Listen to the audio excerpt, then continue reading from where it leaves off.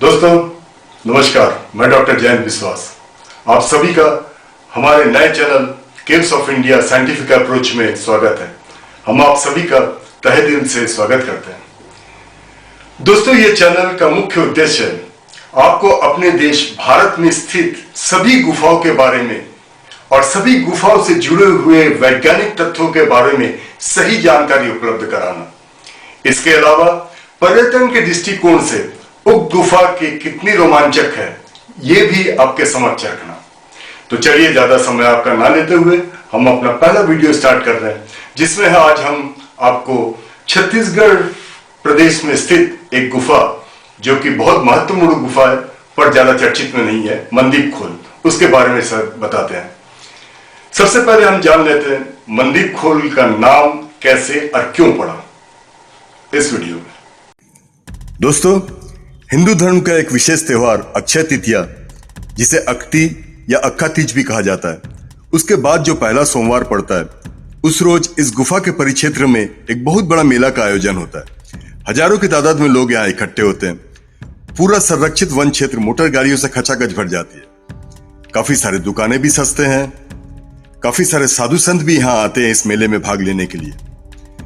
ये मेला के चलते इस गुफा का नाम मंडी अर्थात बाजार या मेला, खोल यानी खोखला जगह, यानी इस गुफा का असली नाम मंडी खोल इस मेला के चलते ही पड़ा है। आगे हम आपको उस जगह का भी दर्शन कराएंगे जहां ये मेला लगता है। चलिए अब आगे जानते हैं कि मंदीप खोल गुफा को कब खोजा गया, इसकी जानकारी आम आदमियों तक कब पहुंची और कैसे पहुंची, क्या इस गुफा का कोई वैज्ञानिक अध्ययन हुआ भी है या नहीं, और इस गुफा का क्या कोई अंतरराष्ट्रीय पहचान है या नहीं है, देखते हैं इस वीडियो में। वर्ष 2000 में छत्तीसगढ़ राज्य के गठन के बाद राज्य के सभी विभाग नए नए आयाम की खोज करने लगे। इसके चलते छत्तीसगढ़ पर्यटन विभाग भी प्रदेश में उपलब्ध ऐसे सभी स्थानों को खंगालने लगे जहां पर्यटक पहुंचते हैं। इसी दौरान मंदीप खोल के बारे में एक छोटी सी जानकारी स्थानीय समाचार पत्रों में छपी। मैंने उस खबर को अपने सोशल मीडिया के जरिए लोगों तक पहुंचा दिया। ऐसे तो ये स्थान मंदीप खोल स्थानीय ग्रामीणों के बीच काफी लोकप्रिय था, पर प्रदेश के ज्यादा लोग इसे नहीं जानते थे। मेरे द्वारा यह समाचार सोशल मीडिया में उपलब्ध कराते ही गुफा प्रेमियों के कान खड़े हो गए। ये समाचार प्रदेश से होते हुए देश, देश से होते हुए विदेश तक पहुंच गया। ऐसे में जर्मन के श्री हर्बर्ट ग्रेबर तक ये खबर पहुंच गई। ग्रेबर साहब वही इंसान हैं जिन्होंने भारत के सभी प्रसिद्ध गुफाओं का प्रशिक्षण व अध्ययन किए हुए हैं। ग्रेबर साहब ने हमें एक मेल लिखे। उन्होंने कहा जो अगर मैं साथ दूंगा तो वो एक टीम को मंदीप खोल के पूर्ण अध्ययन व परीक्षण के लिए भेजेंगे। ग्रेबर साहब के मेल मिलने के बाद मैंने राज्य प्रशासन से इस शोध कार्य के लिए विधिवत अनुमति मांगी और कार्य के लिए हामी भर दी। ग्रेबर साहब ने इटली के एक केव रिसर्च ऑर्गेनाइजेशन के प्रमुख डॉक्टर रोसारिया रिगोरे के नेतृत्व में 6 इटालियन केव साइंटिस्ट रायपुर भेज दिए। वर्ष 2006 दिसंबर का महीना था।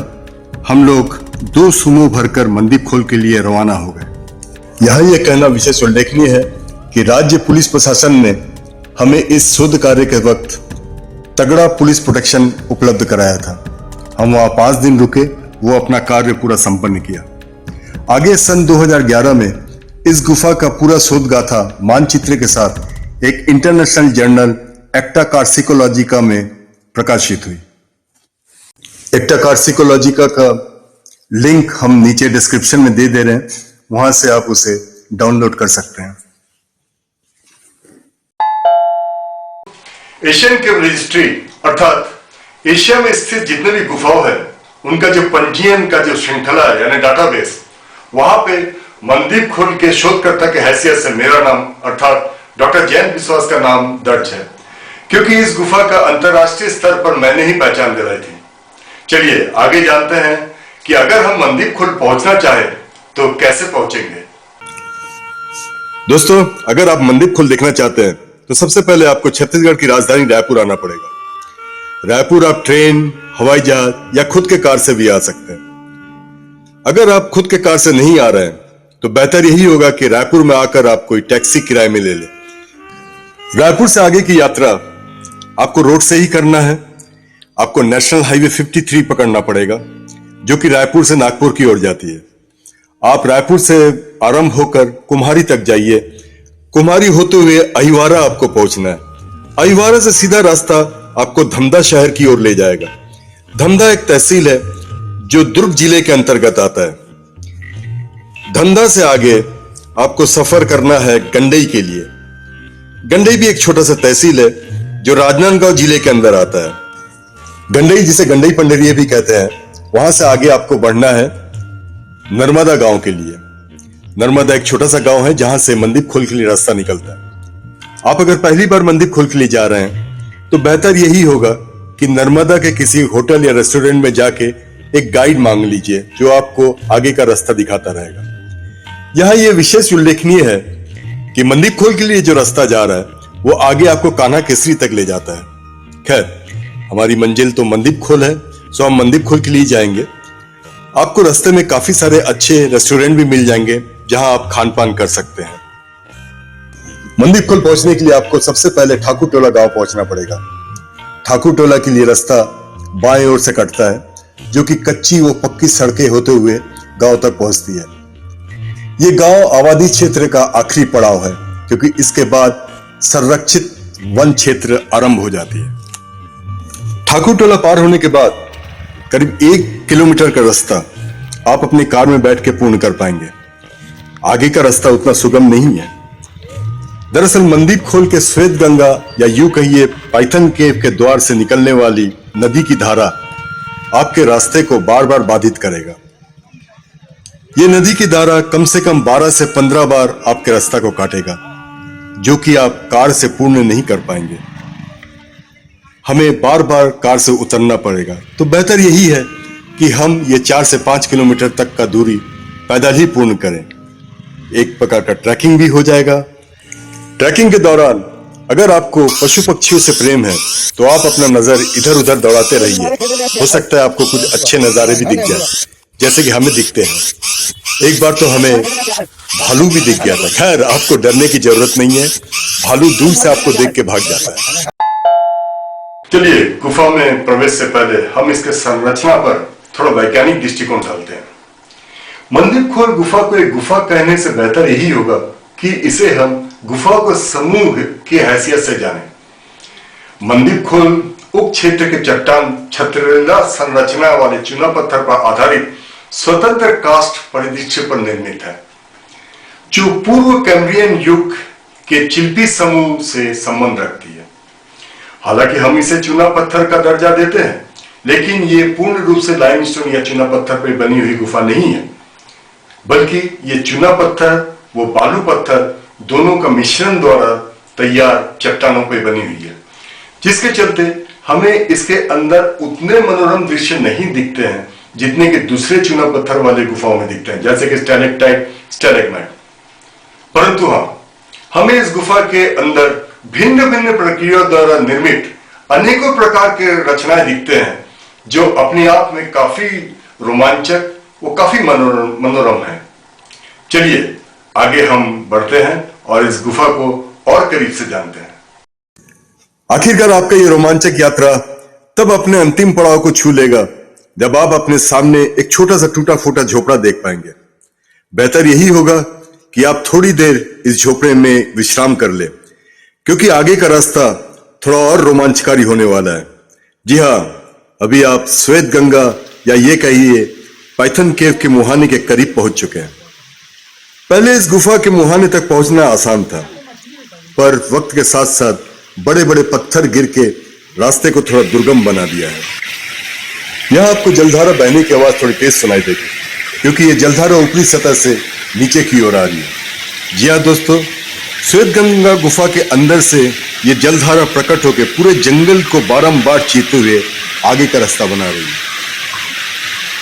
दोस्तों, अब हम श्वेत गंगा के मुख्य द्वार पर खड़े हैं। हम आपको इसके अंदर नहीं दिखा पाएंगे क्योंकि यहाँ के कुछ धार्मिक आस्था इसकी इजाजत हमें नहीं देती। ये वही जगह है जहाँ मेला वाले दिन काफी भीड़ अंदर पूजा पाठ करने पहुंचती है। जैसा कि आप ये वीडियो क्लिप में देख रहे हैं।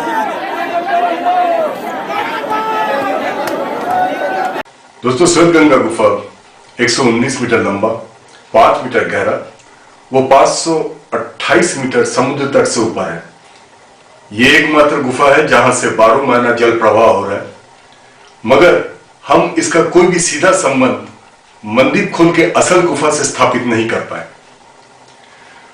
सन 2006 जब हम इस गुफा का अध्ययन कर रहे थे, तब हमने इस गुफा के अंदर एक बहुत बड़े अजगर सांप का वास देखा था, और जिसके चलते हमने इसका नाम पाइथन केव अर्थात अजगर गुफा दिया। स्थानीय लोग इस गुफा को श्वेतगंगा नाम से जानते हैं, श्वेतगंगा नाम से संबोधित करते हैं, पर इस गुफा का संबंध गंगा नदी से नहीं बल्कि शिवनाथ नदी से है।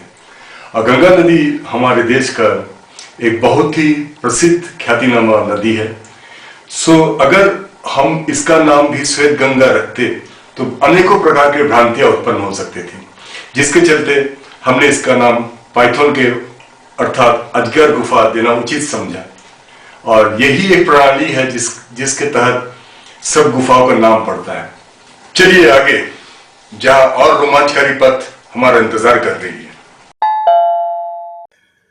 अब हम आगे बढ़ते हैं मंदीप खोल की असल गुफा की ओर। श्वेतगंगा से यह गुफा लगभग 1 किलोमीटर की दूरी पे है, और श्वेतगंगा से पूरे 22 मीटर की ऊंचाई पे मंदीप खोल स्थित है। यहां पहुंचने के लिए आपको निर्धारित रास्ते से ही जाना पड़ेगा। रास्ते में छोटे मोटे चट्टाने आएंगे, जिसको लांघते हुए आपको आगे बढ़ना पड़ेगा। आखिर आपकी मंजिल मंदीप खोल आपके सामने है।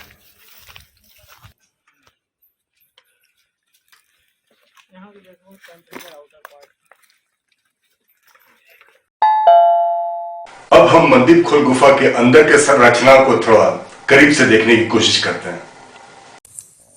मंदीप खोल का मुख्य द्वार 2 भागों में बटा हुआ है, जिसके चलते हम इसे प्रवेश और प्रस्थान द्वार कह के पुकारते हैं। दोनों द्वार अंदर एक ही जगह में खुलता है। हम प्रवेश द्वार द्वारा अंदर की ओर चलते हैं। आगे एक छोटा सा गलियारा हमें एक बड़ा हॉल पे पहुंचा देता है। हॉल का अंतिम छोर हमें गुफा के 2 अलग अलग भागों में जाने का रास्ता उपलब्ध कराता है। एक और ऊपरी माला जो करीब 4 मीटर ऊपर की ओर चढ़ने पर एक छोटा सा कक्ष पे खुलता है। वहीं दूसरी ओर एक खाई की तरह कक्ष जो 14 मीटर गहरा है हमें दिखता है, जहां हम बिना सावधानी के नहीं उतर सकते। प्रस्थान द्वार के पास से भी एक रास्ता एक और ऊपरी माले की ओर जाता है, जो करीब 8 मीटर ऊपर है। इसी तरह इस गुफा की कुल लंबाई 174 मीटर है, और यह समुद्र तट से 528 मीटर की ऊंचाई पर स्थित है। इस वीडियो के तीसरे चौखटा यानी तीसरे फ्रेम में आपको खाई दिख रहा है, जहां बिना सावधानी के आप नहीं उतर सकते।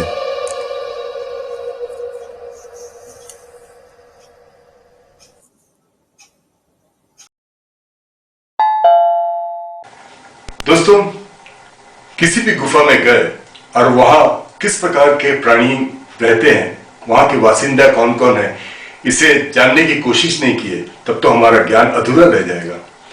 चलिए, मंदीप खोल के अंदर किस प्रकार के जीव जंतु मिलते हैं उसे भी हम जान लेते हैं इस वीडियो में। गुफा के किसी भी द्वार से जब आप अंदर की ओर जाएंगे तो लंबी टांगों वाली मकड़ी की झुंड आपको आपका स्वागत करते नजर आ जाएगी।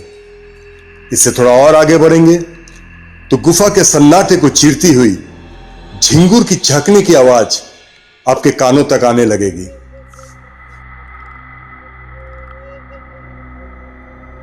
थोड़ा जब आप और आगे बढ़ेंगे तो घोड़े के नाल जैसे नाक वाले छोटे छोटे चमगादड़ आपको गुफा के दीवारों पर लटकते दिख जाएंगे। और अगर आप भाग्यशाली हुए तो कभी कभार आपको पूंछ वाले चमगादड़ के झुंड भी दिख जाएंगे, जो कि छत्तीसगढ़ में किसी और गुफा पे नहीं पाए जाते हैं। गुफा के किसी भी दीवार से चिपके आपको बड़ा मकड़ा दिखना बहुत स्वाभाविक है, जो आपकी उपस्थिति से थोड़ा भी विचलित नहीं होते। श्वेतगंगा के गलियारों में 12 महीना पानी का बहाव रहता है, जिसके चलते यहां आपको छोटे घोंगे दिखना स्वाभाविक है, जो अपने खाद्य पदार्थ को ढूंढते रहते हैं। आप इस वीडियो में देख सकते हैं पानी का बहाव का आवाज भी आ रहा है और वो अपने खाद्य पदार्थ को ढूंढ रहे हैं। दोस्तों, वास्तव में गुफा के अंदर वही प्राणी रह पाते हैं जो अंधेरे में रहने के पूर्व अभ्यस्त होते हैं, जैसे कि मकड़ी, झिंगूर, चमगादड़, जैसे कि आपने अंदर देखा। आपके भी घर में अगर कोई अंधेरा जगह है तो आप वहां झिंगूर की आवाज, मकड़ी, कभी कभार चमगादड़ देख सकते हैं। सो ये लोग ही गुफा के अंदर मिलते हैं। आगे चल के मकड़ी, झिंगूर और भी जो प्राणी मिलते हैं अंदर, वे अंधे हो जाते हैं, वो रंगहीन हो जाते हैं। पर हमें मंदिर खोल के अंदर ऐसा कोई भी प्राणी या जंतु नहीं दिखा जो कि अंधे हो गए या रंगहीन हो गए, जिसके दो ही कारण हो सकते हैं। एक, जो गुफा बहुत ज्यादा बड़ा नहीं है, थोड़ा सा अगर कोई भी जीव चले तो उसे रोशनी दिख जाती है। दूसरा कारण ये, हर साल या यूं कहें हर महीना यहाँ कोई ना कोई उत्सव चलते रहता है, जिसके अंतर्गत बहुत सारी भीड़ अंदर इकट्ठा हो जाती है और अंदर आग वाग भी जलाते हैं। आप अगले वाली वीडियो में देख सकते हैं। तो जिसके चलते वहां किसी भी जंतु का वंश वृद्धि होना संभव नहीं है। दोस्तों, इस वीडियो में हमने मंदिर खोल के बारे में सभी जानकारी आपको उपलब्ध करा दी, शायद आपको अच्छा भी लगा हो। अब बात करते हैं गुफा के प्रोटेक्शन और कंजर्वेशन के बारे में, अर्थात गुफा के संरक्षण के बारे में। दोस्तों, मंदिर खोल जिस जगह में स्थित है, वहां के आसपास के जितने भी ग्रामीण हैं, वे सबके लिए यही एकमात्र दार्शनिक स्थान है। उन्हें कभी भी वन भोज की जरूरत पड़ती है, यानी पिकनिक बनाने का होता है या कोई भी धार्मिक आयोजन करना होता है, तो वो सबके सब मंदिर खोल में चले जाते हैं। अंदर जाके आग जलाते हैं, खाना बनाते हैं, हल्ला करते हैं, पूजा पाठ करते हैं और भी बहुत सारी गतिविधियां करते हैं, जो कि आप पीछे वीडियो में देख रहे होंगे। ये उचित नहीं है। इससे गुफा को भारी नुकसान पहुंच रहा है और जिसके चलते हम अगली पीढ़ी के लिए शायद ये गुफा को पूरी तरह से संजो के नहीं रख सकते। सो मेरा विनती है सभी स्थानीय लोगों से और वन विभाग से भी, जो इस गुफा के संरक्षण के बारे में थोड़ा सोचें और हमारे अगले पीढ़ी के लिए इसे सुरक्षित रखें। धन्यवाद। हाँ तो दोस्तों, आपको ये वीडियो कैसा लगा? अगर कोई जिज्ञासा रह गया हो तो आप कमेंट बॉक्स में हमसे पूछ सकते हैं। आगे अगर आपके घर के आसपास या आपकी जानकारी में ऐसा कोई गुफा है जिसकी जानकारी ज्यादा लोगों तक नहीं है और आप चाहते हैं वो भी चर्चित हो, तो हमें आप ईमेल जरूर करें। हम कोशिश करेंगे आप तक पहुंचने के लिए। और अंत में, अगर आपको गुफाओं से प्यार है, आप चाहते हैं इस प्रकार का रोमांचकारी वीडियो हम आपके लिए लाते रहें, इको टूरिज्म के संबंध में भी आपको अगर जानकारी चाहिए, तो आप हमारे बेल आइकन को दबाना मत भूलिए।